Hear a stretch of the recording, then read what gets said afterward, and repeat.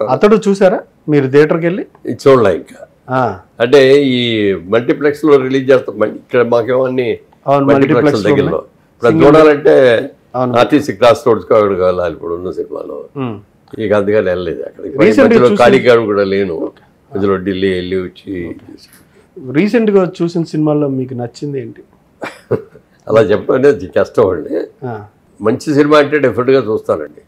అన్ని సినిమాలు చూడలేకపోయినా సినిమా కొన్ని ఎక్స్పెక్టేషన్ ఉంటాయి, ఈ సినిమా డెఫినెట్ గా మంచి సినిమా అవుద్ది అని.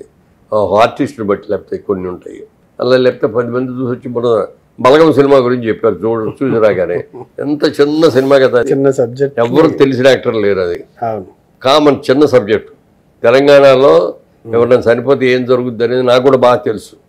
ఎందుకంటే మా ఫాదరు ఆదిలాబాద్ డిస్ట్రిక్ట్లో ఫారెస్ట్ కాంట్రాక్ట్స్ చేసేవారు.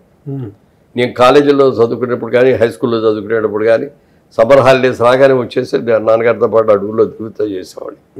అందుకని ఆ గ్రామాలలో ఎట్లా ఉంటుంది, ఎలా చేస్తారు ఆ కల్చర్. ఇప్పుడు చనిపోయిన తర్వాత నుంచి దినం అయ్యే వరకు ప్రతిరోజు చుట్టాలందరూ వచ్చేసుకుంటారు. సాయంత్రం వాళ్ళు అందరికీ మందు బిర్యానీ అన్ని ఏర్పాటు చేయాలి. ఓ పక్కన వ్యక్తి పోయాడని చెప్పి వీళ్ళు బాధపడుతూ ఉంటే మాకు ఈ అరేంజ్మెంట్స్ లేవు, అరేంజ్మెంట్స్ లేవు, ఇట్లాంటివన్నీ ఉంటాయి. లేకపోతే ఆస్తులు పంచుకోవడం దగ్గర గొడవలు పట్టాలి, ఇట్లాంటివి ఇవన్నీ ఉంటాయి.